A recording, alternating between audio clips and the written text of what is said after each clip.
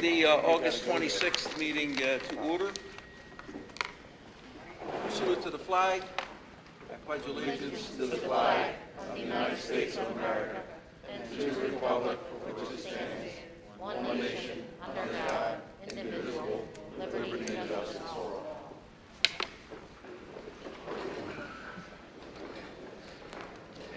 Madam Secretary, roll call vote. Mrs. Paglione is excused. Okay, Mr. Cullen? Here. Mr. D'Angelo? Here. Mr. Parolo? Here. Mr. Poliafico? Here. Mr. Poplawski? Here. Mr. Ruzin? Here. And Mr. Chicoletti? Here. Okay, I need a motion to approve the Yes, complete agenda with said addendums. Yes, that would include to addendum to item C and to remove item F. And I would make that motion. Second. Second by Mr. Cullen. Okay, all those in favor? Aye. Noes? Abstentions? Okay, so we have reports and presentations. Dr. Minetti? Thank you. I'd like to start, so we have Merle Winslow here, so I would like to thank him very much for the generator that we were able to get from Dow. Mr. Winslow, would you like to, is there anything you'd like to say about the generator? Can't hear you. Oh, we can't hear, okay. Merle? He's got hair in his ears.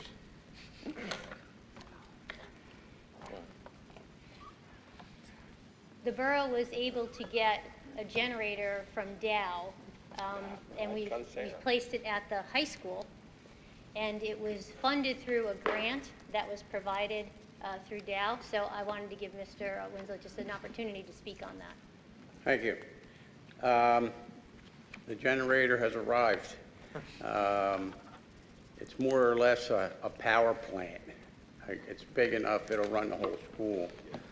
And when I first came on the emergency management side of emergency services, I did a survey in town and we looked at all the shelters, what they had, what they needed, and what they didn't have. And we were at a mix where some of them had things and other ones didn't. So I sort of started looking around to see if I could find some things that would maybe fit in.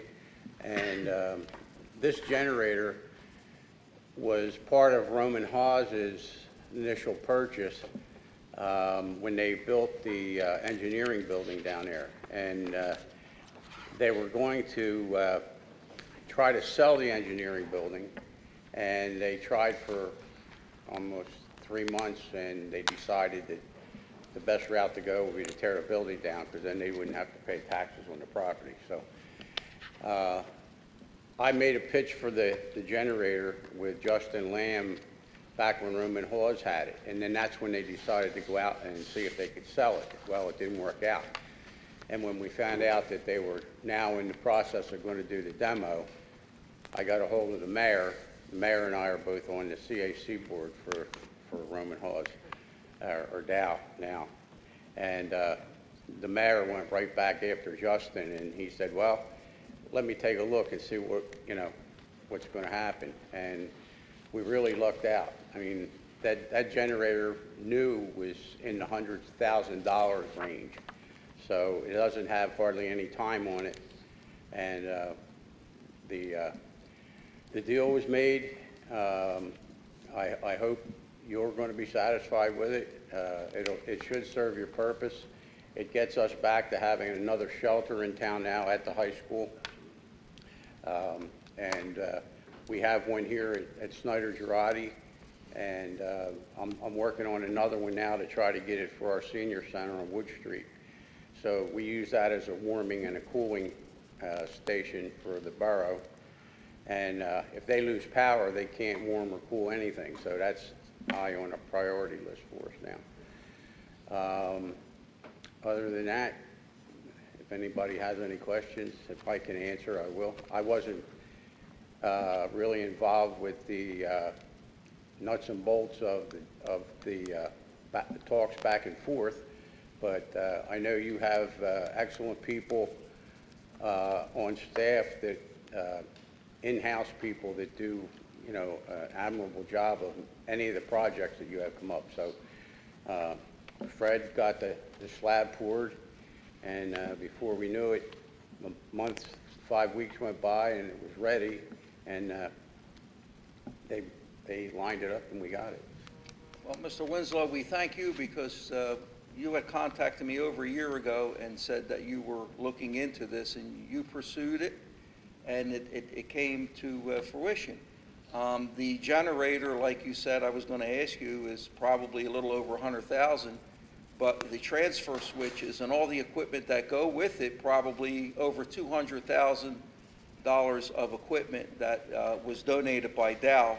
And I'm going to ask the board that all of the people that volunteered, including yourself, the time that was put in, I'd like to put a plaque on there. So I'll have Chris, you know, I think we want to recognize these people for the hard work that they did. Number one, it ensures that there's electricity to the school, and school's in service, okay? Number two, it serves the town as another shelter.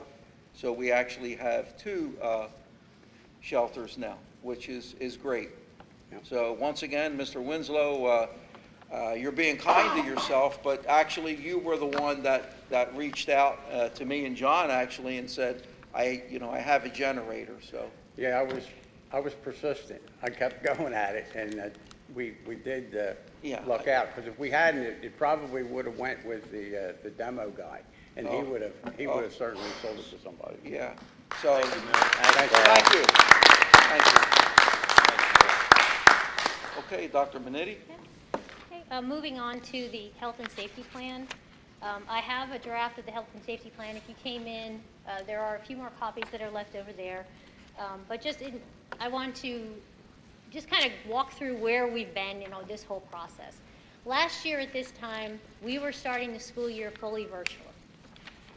We were trying to get the whole system shifted to online learning. We weren't opening up our doors at all. And then slowly, we were able to come in and do a hybrid model with our students. And then when the holidays came, we had to go back to a full virtual because the numbers had increased again. And then we went to a hybrid. And then finally, towards the end of the year, we were able to have any student who wanted to come in full-time was able to come in for 4.5 days a week. So it's been a long road with everything with COVID, and I know that our parents have been through a lot just managing and just trying to keep up with all of the new regulations. So at the end of the school year, when they removed the mask mandate, we were thrilled that we were going to be able to open up a school year and what we felt was as normal as possible, moving in that general direction. And then over the summer, the Delta variant started to creep in and increase the numbers in the county. So as that kept happening, Mr. Ciccoletti and I were in conversations, and he works at Drexel, and when Drexel went to masks, he called me up and he said, this is the direction that Philly is going in. And I said, well, let's just wait and see where we are right at the beginning of the school year. And we have a meeting right before school starts, and at that point, we will be able to kind of take a look and see where we're at. So over the past few weeks, we've had some changes in guidance. The CDC now recommends masks in all public schools, or in all schools in general, K to 12. The state recommends masks in K to 12, and our own local Department of Health also recommends masks. Based on the guidance of all three of those, my recommendation to the board, I know that's the biggest thing that's in this health and safety plan, so that's why I wanted to address it separately. My recommendation to the board in the health and safety plan is to start the year with masks for every student and everybody who comes into the buildings, and then to reevaluate it. We meet every 15 days and keep it as an agenda item, and as we get the numbers in and the guidance changes and the amount of transmission in the county changes, because right now it's at high, There's, there are 4 levels, and we are at the highest level right now, according to the numbers from the county. So when those numbers start to change, we can revisit it. I understand that there's a lot of controversy around masks. As a parent, this is hard for me because I have 3 students at home who have a hard time wearing masks during the day. So as a parent, I completely understand your anxiety over having to let your students wear masks. And I also understand the other side of the fence for parents who really want to see kids wear masks in school, that anxiety of not having them wear masks. So I really understand where it is that you're coming from if you feel strongly that you don't want your children to wear masks. But to put it in a very fundamental way, in our classrooms, we are able to keep a social distance of 3 feet. Okay, we can't go very much further than that in some of our bigger classrooms in elementary. If students are not wearing masks and they are 3 feet away from each other, if there is a positive COVID case, so let's take a high school student, for example. If a child tests positive for COVID, everybody around that child would have to be quarantined in every single class that they're in. Our high school students move to 5, 6 different classes plus lunch. So for every student who had COVID, we would have to quarantine everybody around them. If we are wearing masks and we are 3 feet, with the guidance that we have now, with everything being in high, we would not have to consider those kids close contacts. Therefore, we would not be eliminating essentially 5 kids in one pod from each one of the classes.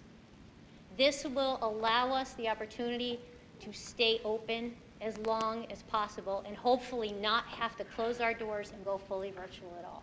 And to me, that's what it comes down to. Having kids in school.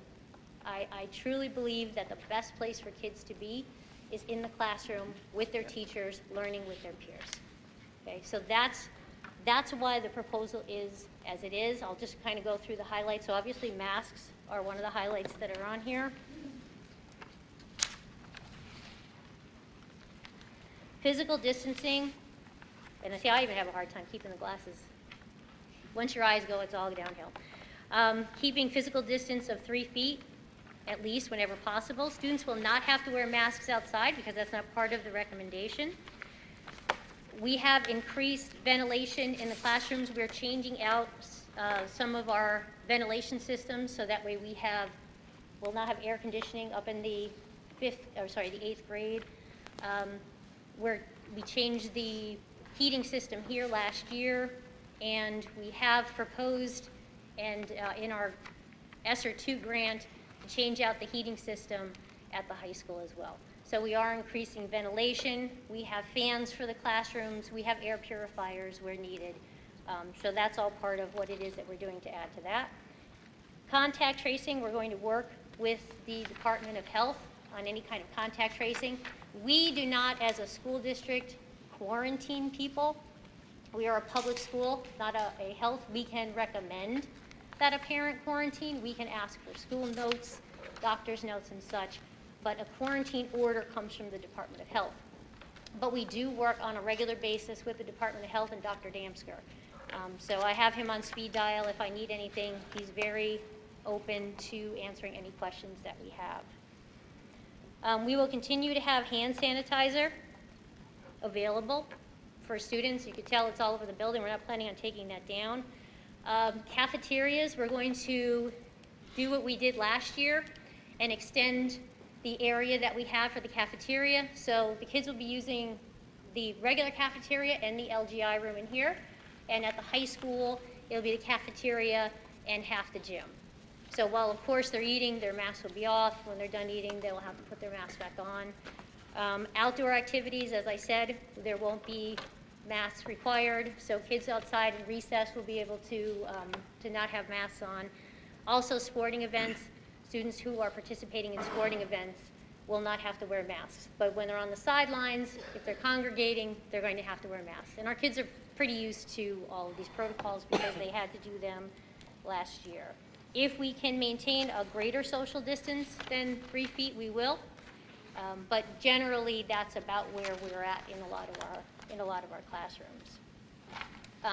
We do recommend that members of our staff and our school community get vaccinated.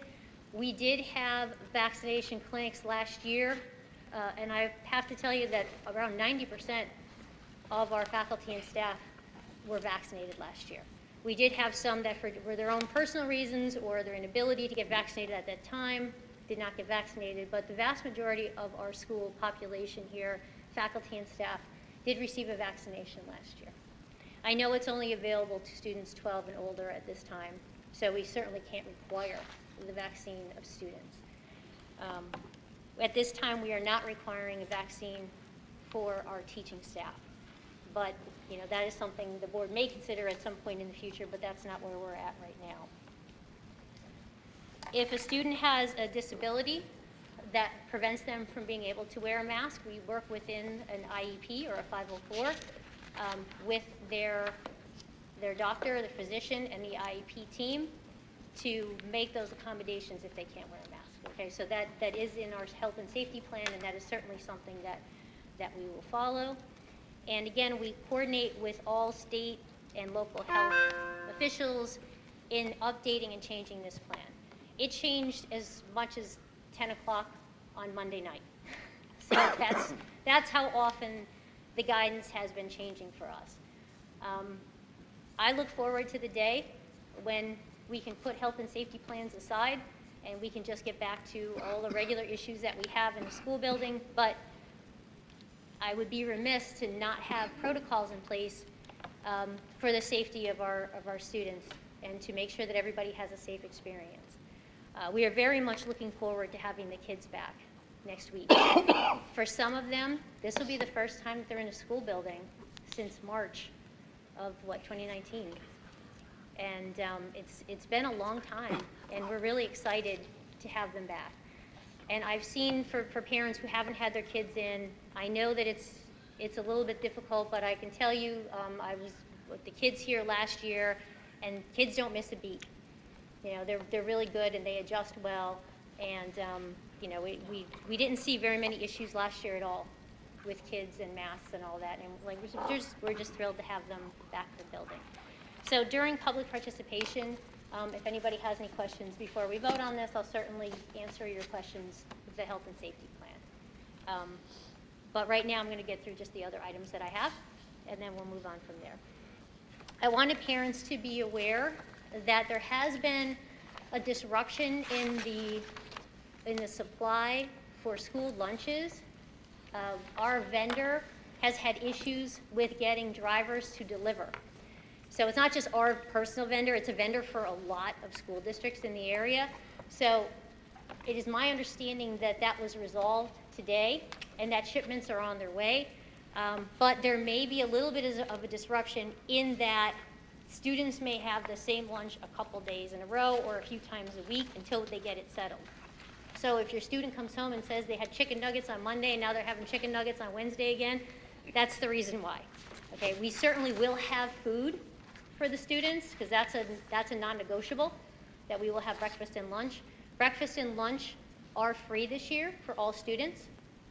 We are in the Sustained Summer Option Program, but if you are a parent who may qualify for free and reduced lunch, we still ask that you fill out the paperwork because at times there are actually incentives depending on the number. If you qualify, there have been incentives in the past for parents that were able to get some extra benefits because of that. So if you do qualify, please fill out that paperwork so that way we have you on the rolls, but every student gets a free lunch this year again and a free breakfast. We will be doing breakfast, the grab-and-go breakfast, because to keep the social distancing in the buildings, we can't have them in the cafeteria first thing in the morning because there's no like breakfast times. Everybody would just be going in. So we'll continue the grab-and-go option for breakfast. The school opens on September 8th. We have a lot of new exciting programs, and I'm going to let Mr. Rosado and Mr. Nasazi talk about their buildings and all the great things that they have started, so I'm not going to steal all their thunder. I would like to thank the United Way for their generous donations this year. You can see there's some backpacks out there. Any parents on your way out, if you need to grab a backpack for your children, they're out there, and school supplies as well. We will be having an open house on September 2nd between the hours of 1 and 3 for any new parents who maybe are new to the district, or your child has moved into a new building, or you just would like to meet the teacher. We're going to have an open house. And we'll have those supplies available as well during that time, so if anybody needs them, they will be out there. We have a proposal on the table that I would like to bring to the board to have swimming as part of what the students would do, and we're looking at 3rd grade. This idea came from Ms. McElveen, who's in the front, and Mr. Sell, and then we also have Mr. Mulhern involved in this as well. The idea was brought to me because we don't have a pool in the borough. That kids generally may not have the opportunity to learn how to swim. And being a town that's right on the river, and sometimes prone to flooding, and kids just like to be around water, especially when it's so hot. It's a very important life skill to have some basic swimming skills in order to get yourself to dry land if you happen to fall in or you're in a situation. So we're working right now on a proposal that would allow students in maybe a particular grade level, like say 3rd grade, they would get swimming lessons. It would be at Bristol Township School because they have a pool at their high school. And it would be a collaboration between the 2 school districts. And so right now we're working on all the logistics of that. It's more of a nebulous idea at this point, but it is something that with the board's blessing, we would like to continue to look into and kind of put that together and have a more solid proposal for you as the months go on, and just be able to bring all the kids. And that way we would start a culture of, in a particular grade level, you learn how to swim. And then it continues on, and then we have a population who's more adept to swimming, which, like I said, is an important life skill to have. I would like to also discuss and have the permission from the board to take a look at the uniform policy at the elementary school. Right now, we have a uniform policy at the elementary school, but we're very liberal in the enforcement of the uniform policy at the elementary school. And that's due to various reasons. Sometimes parents don't have the means to provide the uniform for their students, and we certainly don't want to keep a child out of school because they don't have the right shirt on. It's more important to us that they come to school. So with the board's approval, we would like to bring a proposal to the table to look at the uniform policy and have a vote on any changes we have to that elementary policy at the September 9th meeting. And on a final note, I would like to thank all of our maintenance staff for getting everything up and spruced up. There's a lot of activity that goes on in a school district over the summer. We have camps that run here, we have sports, then we had additional supplemental help for the kids after the camps were over. So our maintenance people are working around all of this all the time, and they still manage to get everything done and up and running. So we really appreciate all the efforts that they put in, all our secretaries, getting all the schedules and everything ready, and our administration here for all the hard work that they do over the summer to get the school ready and prepared for the new school year, which again starts on September 8th. So that's what I have for tonight. Thank you. Thank you, Dr. Minetti. Very well explained. And about how many hours would you say that you spend a month meeting on the health and safety plan? I would say I probably spend at least an hour to an hour and a half each day just going over all the new information that's coming from the health and safety plan. It's like another job, another part-time position on top. I know we talk often on that health and safety plan. Okay, thank you, Dr. Minetti. So are we going to let Mrs. Rosado and Nick explain what's new, or? Sure. All right. I'll start. Thank you. So we do have, we have a bunch of new stuff happening at the elementary school, which has been a work in progress over, could be 1 to 2 years at this point. But first and foremost, we are going to increase our kindergarten students' school day. Instead of being dismissed at 2 o'clock, we now have the ability to have them stay until 2:40, which is the regular dismissal time for grades 1 through 6. I know this will be a much easier task for parents who have children in both kindergarten and other grade levels to come at the same time to pick them up. But for us, the important part is we have them here for an extra 45 minutes, and they will now get PE class, they'll get computer science, and then we are also able to do some enrichment math or remediation, as well as enrichment and remediation in literacy. So I'm excited about that opportunity to have them, and also allow the kindergarten, when 21st Century starts the after-school program, they're actually here at 2:40 and would be able to participate as well, because that's been a challenge in the past with them being dismissed at 2 o'clock. So that's, I think, super exciting for us. The school district purchased a new literacy program. It's called Scholastic Literacy. We will have some intensive days coming up next week for the teachers to be trained, as well as throughout the school year, and coaching as well. That's coming with all new materials, chapter books, guided reading books, lesson plans, everything, online components as well. So we will be giving out several books to the students on the first few days too, as we recycle some through our book room with some of the older stuff. We updated our Envisions math program to the latest copyrights, which for here is 2020, and the teachers will also get training on that. So when you'll talk about your part, and I'll finish. We are opening a Makerspace for STEM here at Snyder-Girardi. For anyone who doesn't know, that's science, technology, engineering, and math. And that's going to be equipped with those, I say Cricut, but is it Cry-Cut? I'm sorry, I don't have one of those machines, but there's 15 machines that we purchased. There's iPads, there's Ozbots, other robotics equipment. The teachers will get training, and they'll be able to take their classes down during the school day to engage in all of that, which is awesome. I don't know, in Mr. Crossan's class this particular year, he had already had one of those Cry-Cut machines, and you literally can program it to cut paper, and the kids can construct it into different types of cars and do science experiments. So it's really awesome, and every grade level, every teacher will be able to take it, every grade level, so it's not limited to any particular grade level. And we also now have CS for All, and that's computer science for all. Miss Swisky, who is our computer science teacher, will be using that program during the computer specials, and really it focuses on coding. So that's another, I couldn't be happier about that. Oh, and then I forgot to mention, Artrageous is a program that you may be familiar with. It runs through the Bristol Riverside Theater, and you all know that. And it's here usually during the summer, as well as sometimes with the after-school program.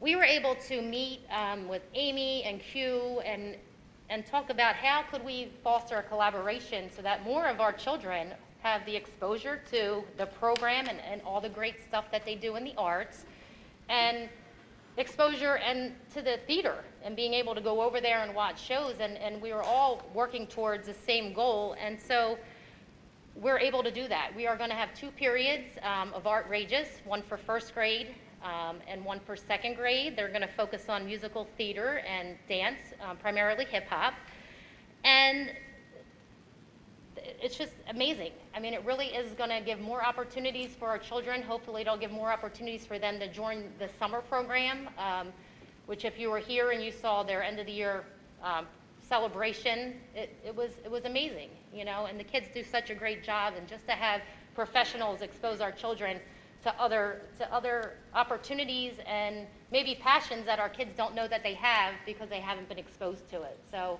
we have a lot going on here. Yeah, I think I'm going to yield the rest of my time. I don't know what that is, but to you, Mr. Nastasi.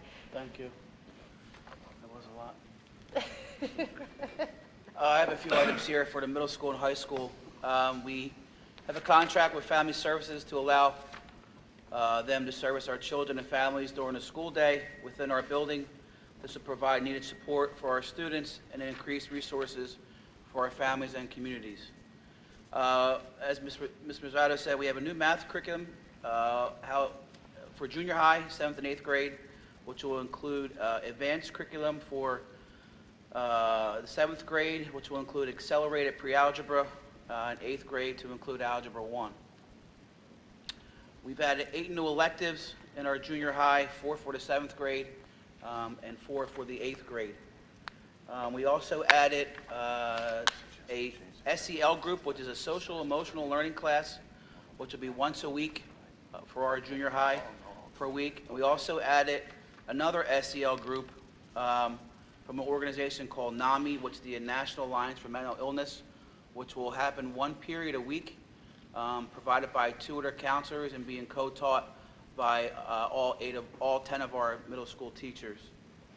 We are officially a member of the National Junior Honor Society as of now. We've added 2 social worker interns to our middle school and high school and elementary school. They'll rotate back and forth. Our Microsoft certificate program, our affiliation with Bucks County Community College. We have 15 students that are enrolled and are signed, sealed, and delivered. That'll be Tuesday and Thursday, 3 to 4:30. Our students will get bused from the high school, and they will be bused over to the Bucks County Community College for the fall and spring, which will equal 3 college credits they could earn. Our dual enrollment program, we have 13 students in our sociology and psychology morning classes that are taught by Bucks Community College teachers 3 times a week. They're each 3 college credits. Currently, Bristol High School offers 18 potential college credits through Bucks County Community College. A couple weeks ago, we had a nice meeting with Jim Sell, who's the president, who's the dean at the Bucks County Community College, and we're in ongoing talks for next year to have our students to physically go to Bucks County Community College and earn 6 credits for the fall, and then earn 6 more credits for the spring. So we're just expanding our opportunities for our students, but also for the non-traditional students who don't want to go to college. They're adding a CDL license program. A company approached Bucks Community College because of the space they have back there by the college to earn a CDL program, and there's other certificate programs that we're going to be involved with for our non-traditional students who don't want to go to college. Also this week, I've met with J.P. Lutz. J.P. is a professor at Manor College in Jenkintown, and we are looking to start a relationship through another dual enrollment program to add a biology and math college-based class through them. And really excited about that because the costs are really, really close with Bucks County Community College. And those teachers in our high school will qualify to be those teachers during our school day. Just on a side note, we were talking about the generator. I want to thank Pat Sabatini, who donated his time to finish the concrete with Freddie and the crew. It was a long process, but it looks awesome. So that's it from me. Thank you, Ms. Rosado. Thank you, Mr. Nastasi. Good job. I counted 16 new or enhanced courses. I was writing as fast as you were talking. 16 for this year. That's amazing. So thank you, Dr. Minetti. You had a hand in that too. Oh, yeah. So that's excellent. That's excellent. Good job. Okay. Public participation. So I'm going to let everyone speak. I'm just going to ask that you be civil and try to keep it between 3 and 5 minutes. It doesn't look like a big crowd, but we'll be fair to everyone. So anyone from here over that would like to come to the podium, please state your name, and we'll start public participation.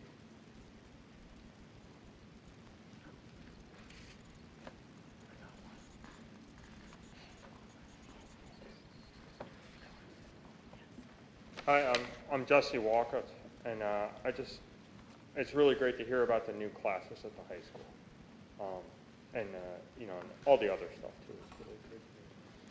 I was just wondering about the change in the superintendent or the, that's coming up with the resignation, I see the motion. Is there, I guess I would say to hold off on hiring a new superintendent if we're, if you're leaving, and let's see how things go for a little bit. Bring a lot more money to the district to not have a superintendent. We could potentially hire a teacher with that fund. So I guess, something to consider. And I guess on the safety note, I really support the idea of wearing masks for all the students. I think that's a very good thing, as much as we can do to, help with that. So just my comments. Thank you, Mr. Walker. Anyone else on this side of the room?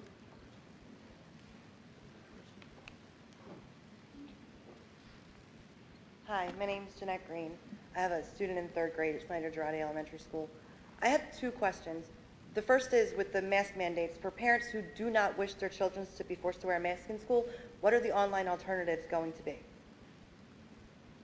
Dr. Mitty? Sure.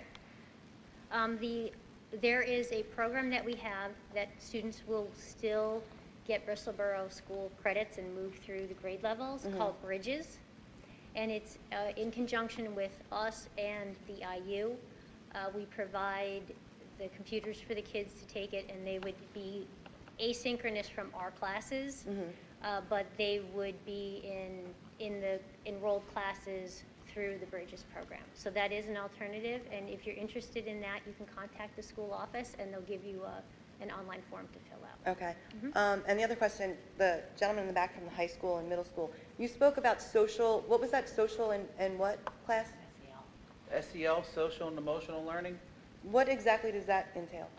So there's 2 types. One is the classes, how to teach kids how to cope with different stressors through COVID, and the second one is an actual agency that comes in and will teach our kids how to express themselves in certain situations, and how to react to things, how to ask for help.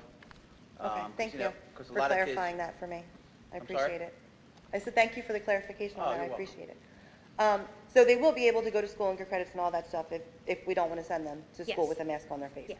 And if that guidance changes and you get rid of the mask mandates, can you then transfer back into regular school, or will we be stuck the full year doing it the other way? We're going to do it at a semester basis, Okay, so that way there's not that disruption of in, out, and there'll be some clearer trends at halfway through the year. So Okay. at that point, if a parent decides that they want to switch programs, we would allow them to. okay. And I don't mean, I was looking forward to the mask mandates being gone this year.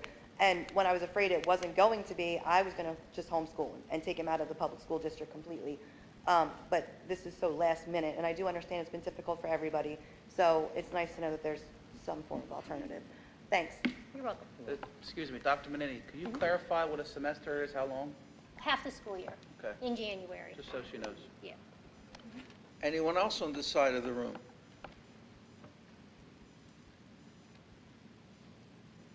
Anyone on this side of the room? Please take the podium.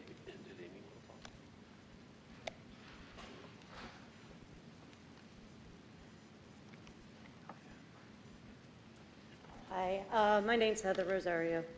I have a son also in 3rd grade. He's in IEP. As far as I'm aware, there's not going to be a 3rd grade IEP or teacher. Is this specific to your child? This is specific to my child and all the children that were in. Okay, let me stop you there for anonymity. Can you talk with Dr. Minetti so that this issue isn't for everyone? If it's pertaining to your child, will you talk to Dr. Minetti or the principal in the school about that? And then you could go on. But go ahead if you have something else. No, I was just, because he has a heart condition. Okay, so once So- again, yes, just to keep, Thank you. No, Yeah. thank you. anyone else on this side of the room?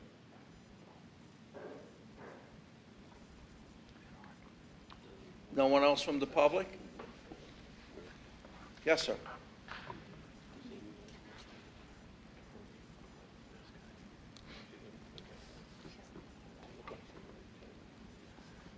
Good evening. Good evening. My name is Mike Case. Regarding the mask option recommendation by the county, if we're concerned about wearing masks, only 8 of you are wearing masks tonight. And Dr. Minetti, you touched your face 37 times so far since the meeting began, as we're watching you. So just to keep that in mind, you are contaminating your masks, okay? So if our concern is truly keeping the kids safe, then masks don't work. It's already been proven multiple times over and over. People are going to argue that they do work, whichever. You're never going to get a straight answer out of anybody, okay? Again, with the county having the mask option recommendation, it's not a mandate, okay? So how can you enforce something that's not mandatory? Nobody? Question? Hold on a minute. Yeah, I will say this. I think enforcement's going to be something they'll have to take into account on a case-by-case basis. I will also say that there's also federal funding that's dependent on compliance with the mask mandate. From our interpretation, we don't want to be in a situation where we're advising a district not to comply with it, and we lose the opportunity to gain federal funding that's so necessary. But if it's optional, you are compliant It with is not optional. It sure is. It is not optional. Go on the Sir, county it is not website. optional. It's not optional. Okay. Also, as far as the numbers within Bristol Borough, in the last 3 weeks, since August 17th, how many cases have there been in Bristol Borough? Positive COVID cases? Anybody? There's been less than 10. It's been less than 10, correct. How many residents from Bristol Borough? I'm sorry? How many residents live within Bristol Borough? I'm not sure of the population. 9,546 people since 2020 was the last census. So 10 people in the last 3 weeks with 9,500 residents, it's a pretty low statistic, correct? But overall in the Okay. county, sir, the numbers are rising. We and get, I work in has EMS, fallen- I get emails every day Sure. of how many numbers are in the county. Yeah. And that's what we're going by overall county numbers, and the areas surrounding us, I know you're looking at the same map that I'm looking at. Correct. The numbers are increasing in Bristol Township and in Ben Salem. You see those numbers that are continuing to Bristol rise. Township also has an optional mask mandate. They or, will, they're optional mask. voting on it again tomorrow. Okay, well, Or- still, as of this point, it's still optional. Yeah. That was because at that time, the guidance, when they had their last meeting, the guidance was not mandatory, that the guidance changed this week at 10 o'clock on Monday night. That was after the last school board meeting. Okay. The superintendent there will be issuing has already sent out a letter saying that there is a mask, the masks are now mandatory. Okay. So, my opinion, and from what I researched and what I've seen firsthand with patients I've transported, the vaccine, the masks, they don't do much. It's a false sense of security. So, my opinion again. So, thank you. Excuse me, sir. Sir, can I have his name? Mike Haynes. What is it? Excuse me, sir, what was your last name? I'm sorry. Thank you. Hi, I'm Kathleen Loschel, and I wasn't going to speak because I'm tired of voicing my opinion, to be honest. But why is our neighboring school district at Ben Salem mask optional? Penn Ridge is mask optional. Central Bucks is mask optional. We have private schools like Hope Lutheran mask optional that my son goes to. I just want to know, like, what's the difference there? You're saying that, we have to do this to comply with funding, but why are they mask optional? That's Like, a good question. I don't know. If I were their solicitor, I would not be advising that. I don't want my son here with a mask. I mean, that was my tool in getting him vaccinated at 17 years old was, I understand things change, but I think there's not then, trying to use the proper words here. I don't think it's going to be a good push to get some of these 12-year-old plus vaccinated when they have to come with masks. Like, I'm going to hope for a medical exemption for him, but I don't want him here in a mask. And I think that, it's hard to teach kids. I'm not an educator. I'm a business owner. But I know in my business, like, we follow all the rules and we don't have outbreaks. Like, it just strikes me that the neighboring school district right down the road is mask optional. And up in Upper Bucks, they're mask optional. And here we are in a small town with not a lot of cases, and this is what we're doing. I'm really disappointed in all of you. And that comes, like, I really am, just so you know. Sir? Yeah. Okay, you're after this gentleman.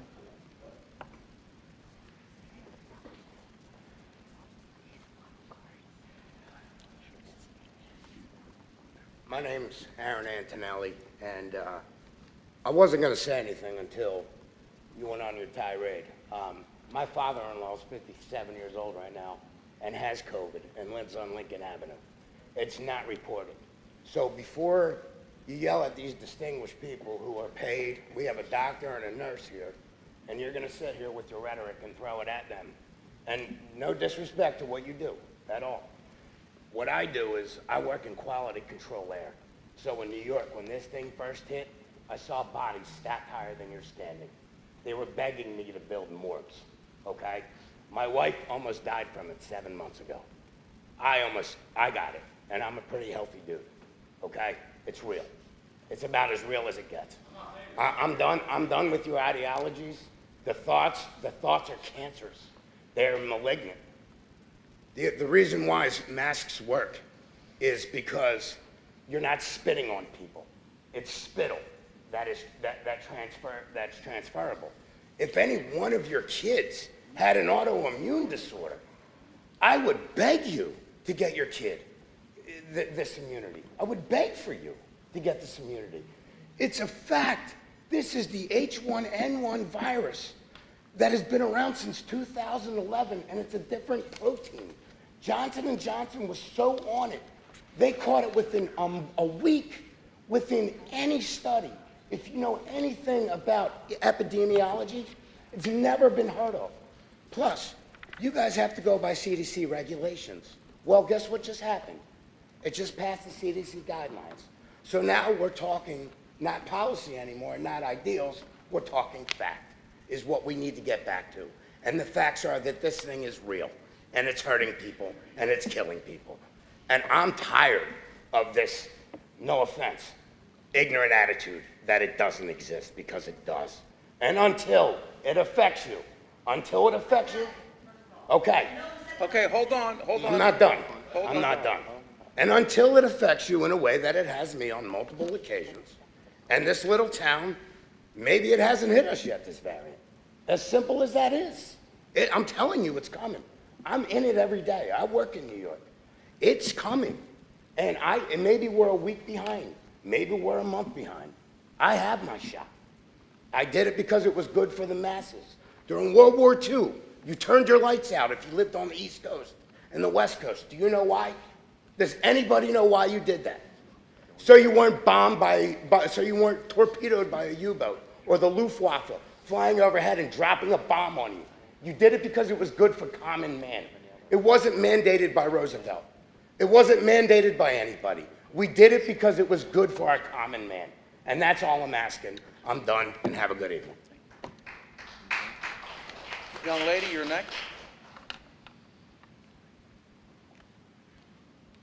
Hi, I'm Angela O'Brien. I'm not only a parent of a student in the elementary school, but my other son is moving up to the middle school. I participate in PAC and PTA, I have substituted at the school. So I just want to stop and say, you are all doing a fantastic job. I wanted to add on to what Mr. Antonelli said, and just congratulating you for sticking to your guns and knowing what's safe for our kids and making sure all of our kids are safe. I have a 12-year-old who's vaccinated. He still wants to wear a mask. He wants to be in the schools, but he wants to be safe for both him and his classmates who may not be able to get the vaccines. And I have a younger one who can't. All of our younger children here in the elementary school cannot get vaccinated. So each one of them comes with risks for every other kid they're in contact with. And I don't know what you guys all do to protect your children, to make sure that they're not getting near somebody with COVID-19. I have to trust you. And part of that, though, is trusting in my own children to do the right thing and to make sure that your kids are safe from them as well as they are safe from yours. And I just wanted to say thank you. Okay, thank you. Anyone else? No one else from the public? Okay.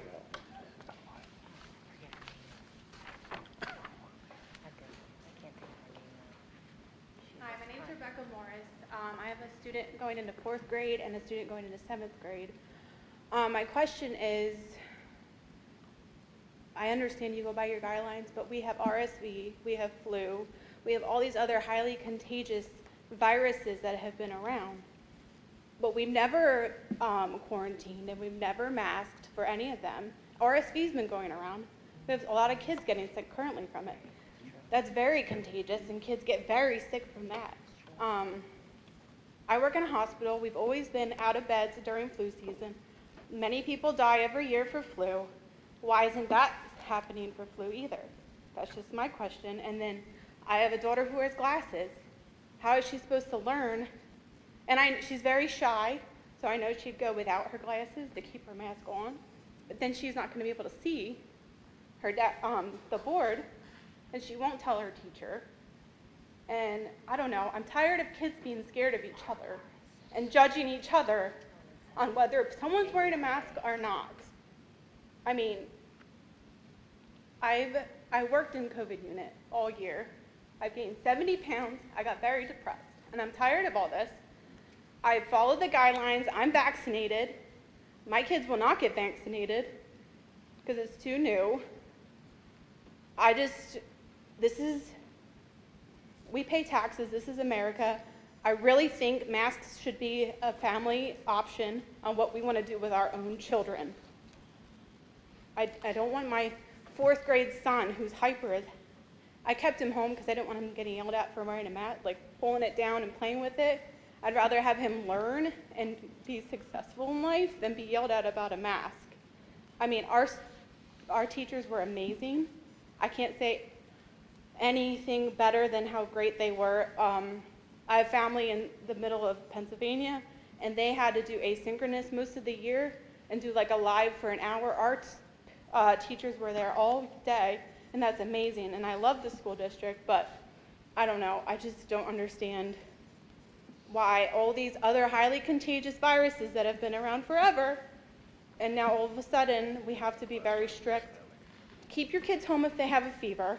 If they're coughing, teach them to cough into their arm. Like, wash your hands. My kids were here before COVID. You guys didn't take them to the bathroom to wash their hands. And if you're so concerned about their health and safety, give them longer PE, have them go wash their hands before they eat, little things that keep them healthy. Because I would ask them, hey, do you wash your hands before you go eat? No. I said, well, you need to go to the bathroom before you go and wash your hands. Because that's how you get sick, by eating with dirty hands and touching things. I don't know, I'm rambling. Thank you for your time. Just to your point, part of the reason why the county changed its guidance as far as masks optional is it was a request from the hospitals.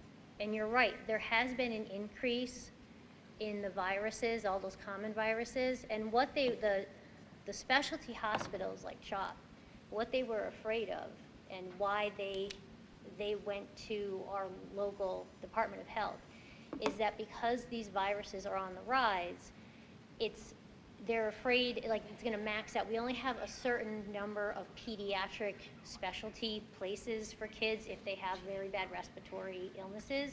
They're seeing the numbers increase in these common viruses, which are making their numbers increase. They are very afraid that if there's not masks, that kids are going to be passing this along and they're going to get overwhelmed in the pediatric units. So that was part of the overall change in why. So it's not because of COVID, it's because of all the other viruses. It was because of the other viruses that have nothing to do with COVID. They're on the increase, so they came to our Department of Health and said, we want you to change your recommendation to masks while the numbers are high because we are afraid that we are going to get overrun. But that's a recommendation. I'm sorry? It's a recommendation, not a mandate, That is their right? recommendation, it is. Mm-hmm. And then what are kids with glasses supposed to do? Because it fogs it up. You can barely see when you were reading. You're right, and I'm terrible at it. Yeah, and like also it's hard to hear people. Like I wear N95, I wear a mask all year. Like I've done it. I've done the right thing. I stayed home. I got vaccinated. But like, how are they supposed to learn? I completely understand your point, but I could tell you from being in the school all year when the kids were in, the kids have been very, very adaptable. They figure it out. They are able to take mask breaks. They're outside without them on. And they really were very, very successful. Is there a way where they can lower it while they're learning so they can see their teacher's mouth? If they're 3 feet apart, While can they they're- lower it? The whole time, no.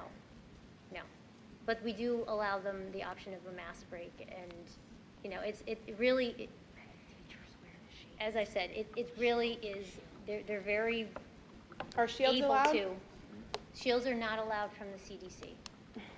Because we did have them last year, and we brought them in. And So are they these were teachers told. keeping masks on like you guys? If they're teaching something that has like, These when are you're, when you're children. talking, They when you're can't- talking about little kids, and this is getting into like the nuts and bolts of working with little ones, if you're talking about sounds and how to make the sounds, then a teacher is gonna be, you know, put on a shield or to be able to, so they could see how they're gonna make those sounds. I have a niece who's a speech pathologist. She works in a K-2 building in a different district. And at times, she has to be, because the kids have to be able to see the mouth movements that she has. So there are instances where kids are going to have to, and our teachers are very adept at this point to making sure that kids are understanding and to help with that. Okay. And is there any way to make recess any longer to get these kids active? I know it's a time crunch, but I mean, they don't move around very often, and kids who are not in sports are not exercising, and that's important with health. And I think it's sad that schools don't offer more PE than twice a week. Well, they're on a rotating schedule with PE and a lot of other specials that they have as well. I'm not sure of the length of recess for the 15 different- minutes. How much? Yeah, it's not 15. very long. Okay, thank you. Thank you. Okay, anyone else from the public? All right, that ends public participation. We'll continue with the agenda. Routine monthly business. Okay, Mr. President, I make a motion that we approve on item 5, the routine monthly business, item A, approve minutes of June 14, 2021 meeting. Item B, approve the list of bills for July and August of 2021. And item C, approve the treasurer's report for June and July of 21. Do I have a second? Second. Mr. Cullen? All those in favor? Aye. Nays, abstentions? Item A, under new business. Mr. President, I make a motion that we approve the agreement between the Bucks County Intermediate Unit and the Bristol Borough School District to provide College Board Consortium products. Do I have a second? Second. Mr. Cullen? Questions? All those in favor? Aye. Nays, abstentions? Item B. Mr. President, I recommend that this matter, the date be changed to tonight, August 26, 2021. The reason for that, while Mr. DeMarcus may have submitted his resignation on July 28th, it was possible for him to rescinded it between then and now. Also, for purposes of the 30-day time frame for this board to be able to act, you need it to start tonight and not July 28th. Otherwise, the 30 days will be up tomorrow. Do we have his letter, Rose? We do. You have it with you? Oh, I do not have it with me. but Okay, I was going to read it, but that's okay. Okay, on a motion by Mr. Okay, D'Angelo? So the date is changed to August 26, 2021. Correct. With that addendum. And I apologize for not noticing that before. That's fine. Okay, that's fine. Good catch. Do I have a second? Second. Mr. Collin?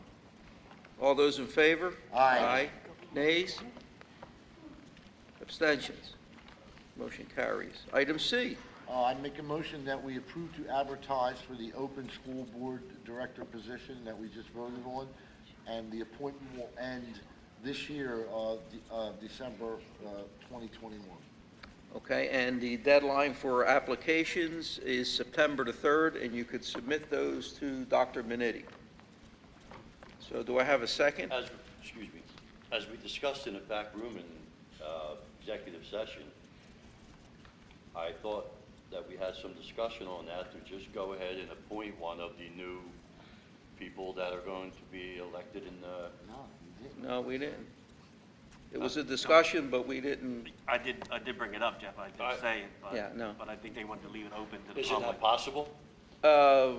In the past, we've always advertised a position. I'm sure that one of those two might be interested, but we've always advertised before. I understand that. I Yeah. mean, I've been through a few of those, but, Yeah. I think, Mr. Paliapko, as I recall the discussion, it was to give both those two individuals an opportunity to submit and then maybe be interviewed at that point, and then you could decide, and if one isn't as interested in the other, I mean, I guess it's really, instead of having to pick one tonight between the two, that was to give them some opportunity. That was my understanding too. For any resident, really, That's not true, just, yeah, not just those individuals. that's fine. Do I have a second? So they'll have to be advertised for how many days? Well, by September the 3rd. So at our next meeting, we could appoint someone. Okay. So We could, on the 9th, our next meeting. You'll have opportunities to have the letters of interest from September 3rd to your meeting on, so you at least have 6 days to look at That's fine. what's submitted. Okay, I just understood it differently in the back room there. Mr. Collin, you second that? Second, yes. Okay, so all those in favor? Aye. Aye. Nays? Abstentions? Item D. Mr. President, I motion that we approve the updates to the district's health and safety plan effective today, August 26, 2021. And as you had recommended, Dr. Minetti, and I think some school board members, we'll have that on every agenda. Jen, we'll put that on every agenda to update, so if things go in the direction that we have to make a change, we can make it on that night. So like Dr. Minetti said, we meet just about every 15 days, and we could update the policy. All right, Yeah, and Ms. I think it demonstrates that, to the public, that we're trying to be as responsive as we can. And it's changing as we speak, and there's a lot of variables. And, you know, I don't think any of us up here wants our children to wear masks. So, you know, once we've got some data that suggests that it's safe, more safe, then we can always vote to change it. And I mean, I don't know if you speak for anybody else, but that's how I feel. Do I have a second? Mr. Rusin, any other questions? All those in favor? Aye. Nays? Abstentions? Item E. Item E, Mr. President, I make a motion to approve the comprehensive plan as required by the Pennsylvania Department of Education and state board regulations. Do I have a second? Second. Mr. Collins? Any questions? All those in favor? Aye. Nays? Abstentions? Jen, is this what you gave me? The signature off that? Okay. All right, item, under personnel, item A. Mr. President, I make a motion to approve the appointment of the following as maintenance leader with a $3 per hour increase in pay rate. Frederick Cullen. Okay. Do I have a second? Second. Mr. Parola? Questions? Yeah, I got a question. Why do we have to do this? I mean, isn't he already like a work leader or something like that? I know he directs his workforces, and you know what? I just don't want to see giving money away. You know, we got taxpayers that's struggling right now, and I just don't. You know what? I like Freddie. It's not like I don't like him, but I don't want to see giving money away. Any other comments or questions? Okay, so we'll do a roll call vote on that, Jen? Mr. Cullen, you abstain? Yes.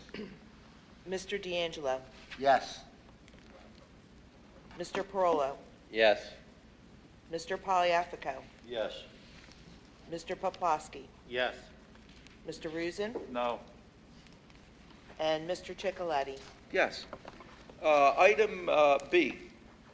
Mr. President, approves the resignation of Dr. Rose Minetti, Superintendent of Schools, effective August 20th, 2021. Questions? Who did second? Second. Okay, second. Seconded. Yes. Mr. Cullen, questions? All those in favor? Aye. Nays? Abstentions? Item C. Item C, approve the appointment of the following substitute teachers effective for the 2021-2022 school year. Josh Eckert, Rachel Moeller-Hems, Amanda McElhair, Wayne Robertson, and John Sabatini. Do I have a second? Second. Mr. Cohen? Any questions? I just have one question, Dr. Minetti. Are we okay with substitutes? I mean, as much as we... These are 180 day, they'll be in every day. Good. We're always looking for more substitutes. If anybody's interested in being a substitute teacher, you can Well, just contact our office. That's great, so they'll be in every day. Thank you, good job. Item D. Item D, approve the, Mr. President, I motion. Did you vote Oh, on that? whoa, excuse, thank you. That's all right. My question's So you're Ruminano. not paying All those in favor? Aye. Nays? Abstentions? Thank you. You're Thank you, Okay, Mr. now we can Phillips. go to item D. Sorry, Mr. DeAngelo. Make the motion to appoint Michael Angelo as a high school history teacher.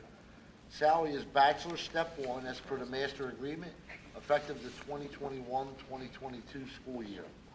Do I have a second? Second. Mr. Cohen? Questions? Does this need a roll call? No? All those in favor? Aye. Nays? Abstentions? Item C. Item C, Mr. President, make a motion to approve, to appoint Jacqueline Taggart as a permanent substitute high school English teacher. Salary is master's plus 30, step 1, as per the master agreement, effective 2021-2022 school year. Okay, that was actually item G. I'm It was sorry. clipped there. No, that's okay. It's clipped at the top. Do I have a second on that? Second. Mr. Cohen? Questions? All those in favor? Aye. Nays? Abstentions? Item F? No, item F, we motioned that we would skip item That's F. removed, okay. Item G? Mr. President, I would make a motion to approve to appoint Anna Rosado as a social worker. Salary is master's, step 7, as per the master agreement, effective 2021-2022 school year. Do I have a second? Second. Mr. Cohen? Questions? All those in favor? Aye. Nays? Abstentions? Okay, item H. Item H, I would make a motion to approve to appoint Anthony Neves as the district assistant. Salary is at $14.70 per hour with no benefits as per the negotiated agreement, effective the 2021-22 school year, pending all clearances. Do I have a second? Second. Mr. Cohen? Questions? All those in favor? Aye. Nays? Abstentions? Item I. Mr. President, I make a motion to approve to appoint Michelle Rivera as a cafeteria employee.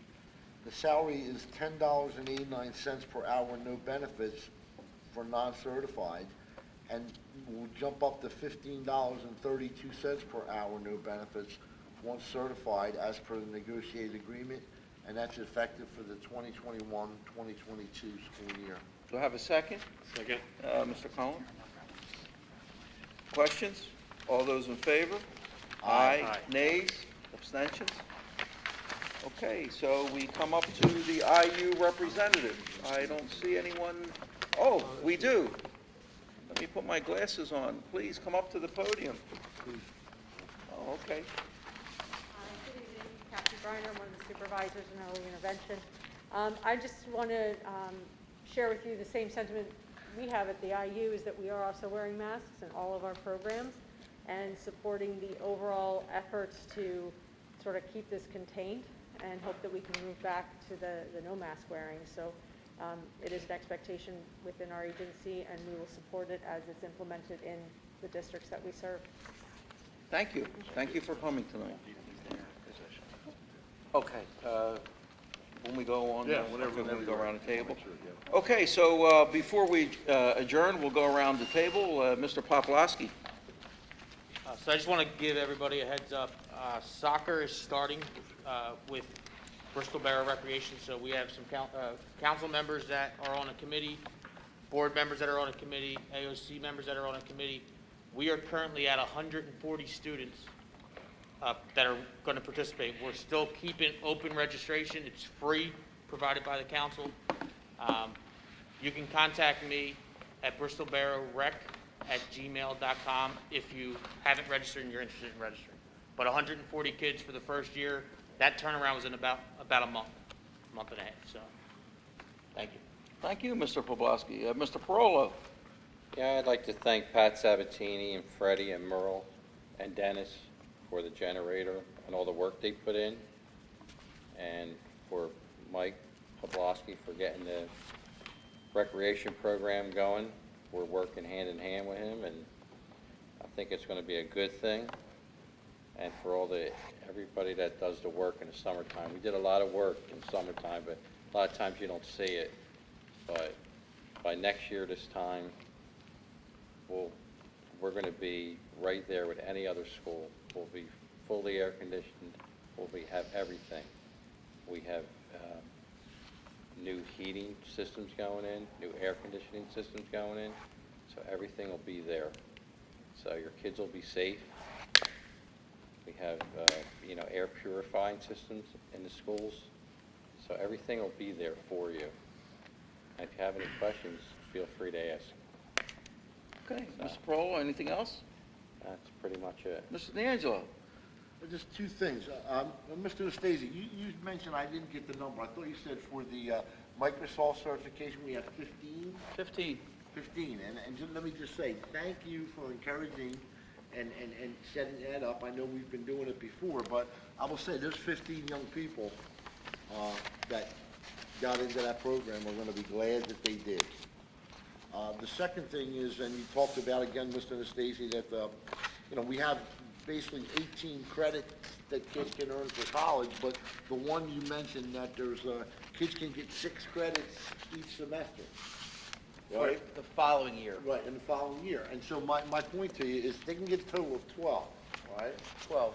And so for any parent that has a student that takes that initiative, at any college that you would transfer to, that could be worth between, at the lower end, $7,000 or $8,000 up to $10,000 or $12,000. So here's a chance for some of our students that have the wherewithal, have the initiative, and you guys helping steering them in the right direction to go ahead and get some credits and save your parents money. Because I can guarantee you that regular colleges that are accepting these credits, the credit hours are sometimes almost $1,000 an hour. So, again, thank you, and both of you for that. That's a good thing, and that's really the direction that we need to be moving in.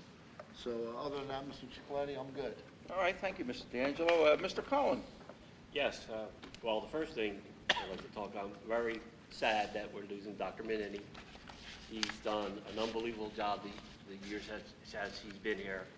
I mean, through the COVID, virtual learning, her and her staff have done an unbelievable job. I mean, just having COVID and dealing with a whole school year, and she was fairly new as a superintendent. She done an unbelievable job, and I'm happy for her that she's taken a new job, and I've talked to her. She's excited about the position she's filling, and just very sad that we are losing such a great superintendent. And I'm sure the board all agrees with me the unbelievable job her and her staff has done. Just want to thank her. Mr. Rusin? Yeah, I got a text today from a parent with like 8 questions that she wanted me to present to the board. But in our e-board meeting, I was informed that there was a meeting scheduled for Monday at 10:30 or whatever for her to meet with Mr. Nastasi and a teacher to address these issues. So I'm not going to bring them up right now. I'll let them address them on Monday. And I too am very upset about Dr. Minetti leaving. I think she did a fabulous job, and our loss is New Hope's gain. So, thank you. Thank you, John. Mr. Pfeiffer? Sorry to see Dr. Minetti go, but I want to wish her well in her new position. Also, I want to wish all the teachers, the staff, a great school year and a healthy school year, and to the maintenance department and all the staff and everybody else on a great job getting things done over the summer. And I hope we just have a super year with very few incidents and any health problems and stuff like that. So I just have a question I forgot to ask in the back room. Are we still going to be required to spray and things like that and sanitize and all that stuff? They actually changed the guidance on spraying. Less? Less. Okay. Mhm. Okay. Yeah, they changed that in the spring. Yeah, I'm sorry I didn't ask that in the back. Yeah. I just- Yeah, so, I mean, we're still gonna sanitize Yeah. but it's not, they found that it's really not that effective to spray everything down there. Right, because everything's out in the air. Yeah. Just- Mhm. Yeah, but We'll I wish be everybody wiping a down, happy right? Yeah, New yeah, school we'll- year, Mhm. and best wishes to you, Dr. Minetti. We won't see you. No, I'll be here till the end of September. Oh, okay. So you'll- We'll see. I'll be- October, yeah. okay. So Yeah. be here till October? October 4th or something? Yeah. Thank, I'm good. Okay, so as you enter the building tonight, you may see that there's some construction out in the front lobby there, so we're enhancing the security area, and we'll be moving over also registration to the school. So registration, starting, I guess, sometime in September, once we get everything up and running, will now be here at the elementary school. I want to thank Mr. Gatto and all of the custodial staff. I spoke to him today. The building is ready for the fall. It was a very hot summer.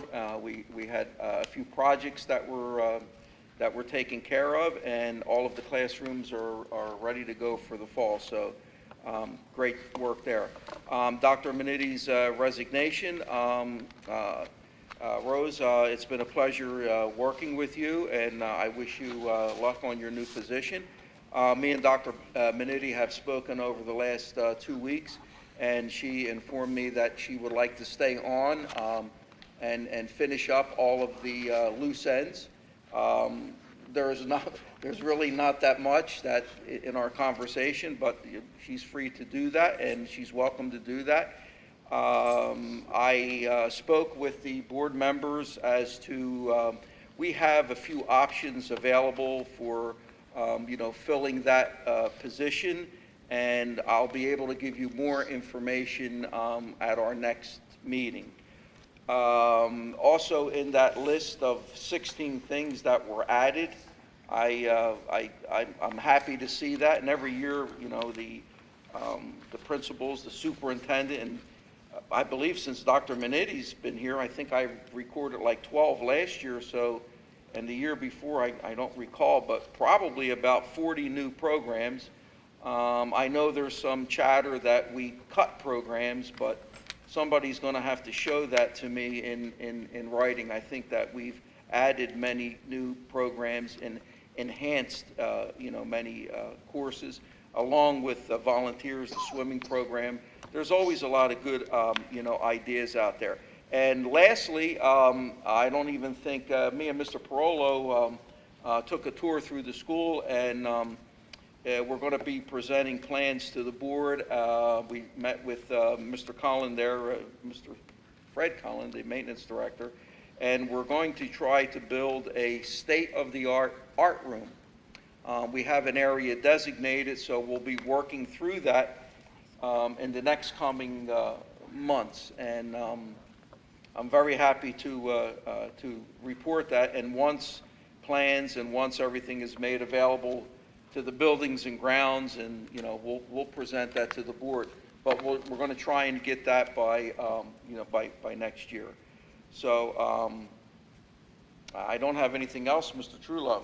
Yes, just briefly, there was an executive session that started tonight at 6 o'clock, ended at a little before 7. When this meeting started, all the board members present here were present at the executive session, along with Dr. Minetti, Mr. Nastasi, Ms. Rosado, Mr. McHugh, and myself. Informational items, litigation items, and personal items were discussed at the executive session. And that's all I have to say. Thank you, Mr. Truelove, and it's Mr. Truelove's birthday today. So Mr. Parolo ate all of the cake, so I can't offer you anything. So happy birthday, Thank you very much. Mr. Truelove. Appreciate it. Thank you, Al. Okay, so I'll need a motion to adjourn. Motion. Second. Meeting adjourned.